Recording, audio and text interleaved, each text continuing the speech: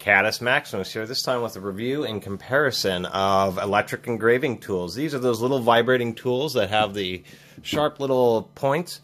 Almost always these points are made out of carbide, and therefore marking and engraving any kind of material that they can penetrate, which pretty much is all metals and certainly all forms of plastics. These won't engrave things like drill bits, they're pretty hard, but they'll engrave most other things. Engraving is just the process of one of these vibrating, actually moving this tip in and out a very short distance, but at 60 times a second. It's a solenoid, so it's just an electromagnetic coil in there, and a little rod that vibrates in and out of the coil as the alternating current goes up and down. This moves in and out at 60 times a second. If you use these in other parts of the world where you have 50 hertz, then these will operate at 50 cycles a second. And what we have here is a couple different generations and models of the two most popular brands least sold in America, and that would be Burgess VibroCrafter, who sold the units under the name of Vibro-Markers. And then, of course, we have the Dremel Model 290 electric engraver. So this is a more modern unit. All these have a variable or adjustable power. And what these power adjustments is, they don't do it electrically. They just limit. It's a little limiter that prevents the tip from moving quite as far back and forth, therefore having less energy and having less of an aggressive engraving. Dremel's been making these units for a long time. Here's a much older unit. It's still the 290, and it's still the very same case. Different material. The power cords aren't quite as nice as they used to be, but if it isn't broken, don't fix it, and Dremel certainly took that to heart because they've been making this same tool for a real long time. Now with the Burgess Vibro-Markers, we have a higher-end V60, and then we have a couple of Model V40 units. These are both similar units, but they do make them in different colors. You can see Burgess, we have green, blue, red. These are slightly different from each other, just different generations. We can see where one's made by the Acme Burgess and the other one is made by Burgess VibroCrafters. These are also really low power. The Burgess ones are only rated at about 12 watts or 0.08 amps at 115 volts, where the Dremels are more powerful, 20 plus watts, because they're rated at 0.2 amps or 0.2 of an amp at 115 volts. And I do like the fact that the Dremel did include a little hanging eyelet, although it's just made out of plastic, and a lot of them they just break off the first time you drop one of these. Now, all the tips on these can be replaced. You have a little threaded portion on the front of the Burgess where you just unscrew it. And then here's our entire rod. The Burgess, I may believe these V40s are steel, and the V60 is carbide, where on the Dremels I know that they advertise as carbide. But this is how it works. It's spring-loaded, and then when the electromagnet goes, it pulls, and then the spring pushes it back and in a repetitive fashion, and then there's this little plastic bumper at the back. And so the tips can be replaced pretty easily or resharpened in the case of these Burgesses, which is pretty nice, and it's pretty easy to deal with if we can get this threaded back in here. One thing I will say is the Burgess did spend a little more time focusing on trying to make a very small neck. The neck where you hold it, you kind of hold these like a pencil or a pen, is a little easier to use than the Dremels. The problem with the Dremels is it's squared off and it's actually kind of large. We can see that if we compare this just to the V40. We can see how much more squared off. So it's a much more uncomfortable to try to use one of these Dremels, and it's the biggest issue. I don't know why they made it so large and so squared off, because that's just not very comfortable to use compared to the Burgess, which is much easier, much more natural feel. And I'm surprised they didn't sell more of these units. And with the V60, which is the higher performance unit, or the more expensive one, they really made it compact. It has an extremely small neck, and this is just like holding a large Sharpie or a marker, and they work pretty darn well. And having a good engraving experience, surprisingly enough, has a lot to do with the grip. I've never had much luck with the Dremels, but these Burgess ones have always worked out quite nicely for me.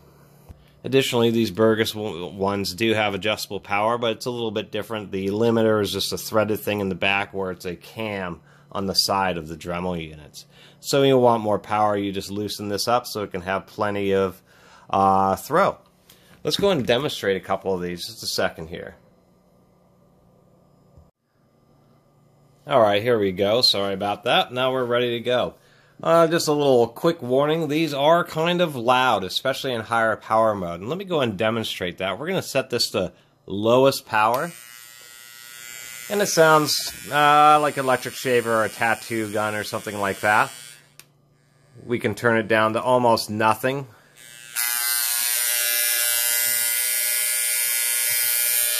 I like using them on the more aggressive setting. But here's just a demonstration of how they work, and they actually are handy in a variety of things. If you have to do tiny little scaling operations or chipping away something in very tight spaces, they're very versatile because they're like a micro handheld air hammer.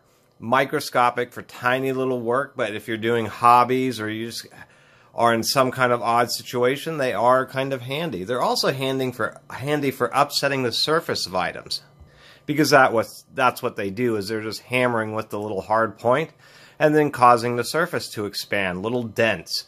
And so you can use that. You can use it around the periphery or the edge of screws to make them not want to back out as easily. And if you have, say, two pieces of metal that are supposed to be press fit or supposed to stay tight, but they're just coming loose, you can use them to upset the surface.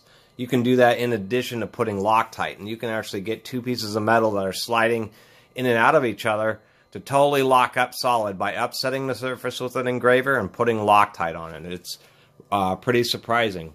But we'll just demonstrate this on a little piece of grade 3 chain here.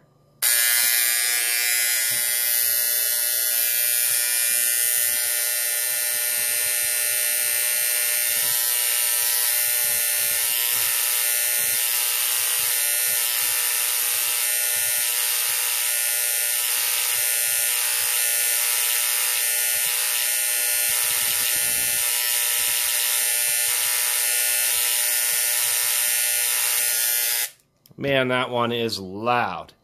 So you can see that's how it works. And obviously I'm not very good at writing, but oh, that is terrible. It's supposed to say subscribe. It was supposed to be funny, but that didn't work out so great.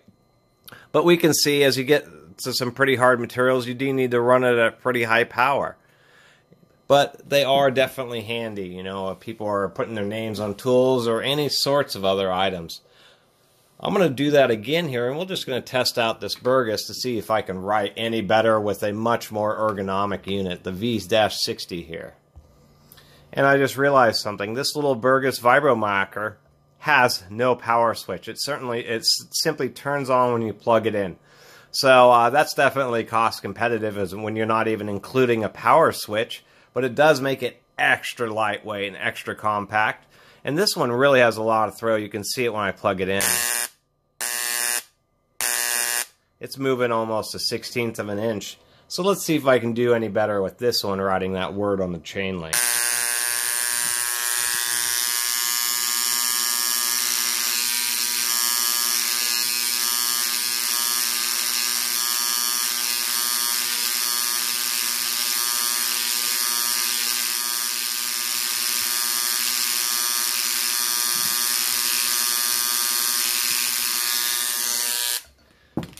It would be nice if that had a power switch, so a little bit better. My handwriting isn't the best, and then using a engraver on a link of chain isn't the easiest to write on.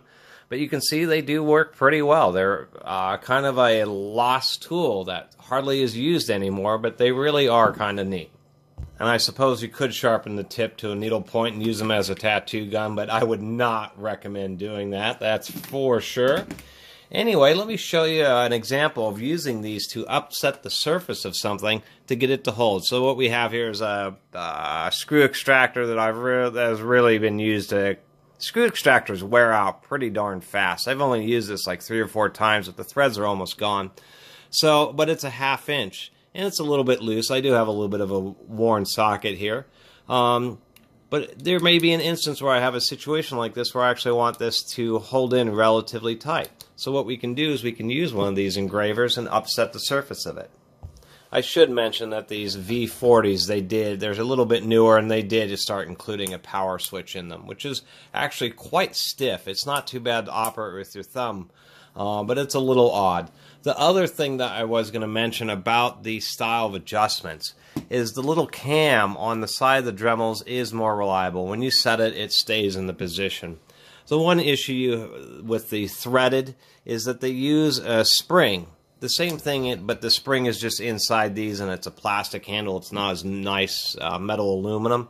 Is that because of the vibration of the tool that the adjustment tends to want to come loose. It just wants to get more and more aggressive over time, and that can be a little annoying. And this is a situation where you may want to use an engraving tool to upset the threads a little bit so that the screw holds tight, or put some Loctite green or blue on it, just so that it doesn't want to back out by itself. And so for all the extra lightweightness and excellent ergonomics, there's some other features that these, or there is some takeaways. They're not absolutely perfect. But here I am. I'm going to take just a minute here and see if this should be a good demonstration. We're just going to upset the surface randomly.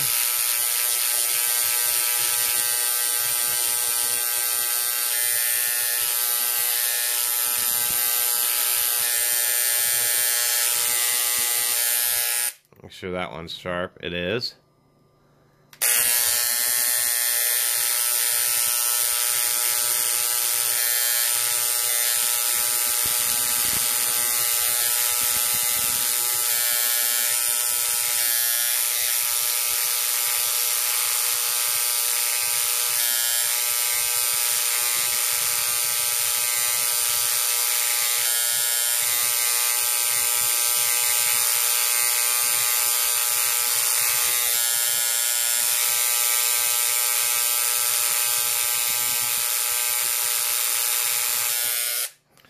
From all the noise that these tools make, it's probably going to be my most annoying video yet.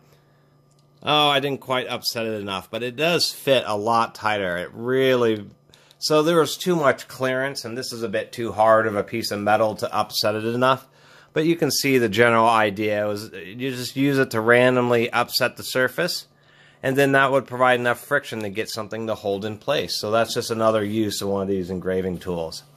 Anyway, that was kind of the end of this review and comparison, or is the end of this review and comparison of engraving tools from the two largest sellers, both Dremel and Burgess VibroCrafters and their Vibro-Marker series. Anyway, I really appreciate everybody watching and subscribing, and if you haven't subscribed, please do subscribe to the Catus Maximus channel. Until next time, Catus Maximus out.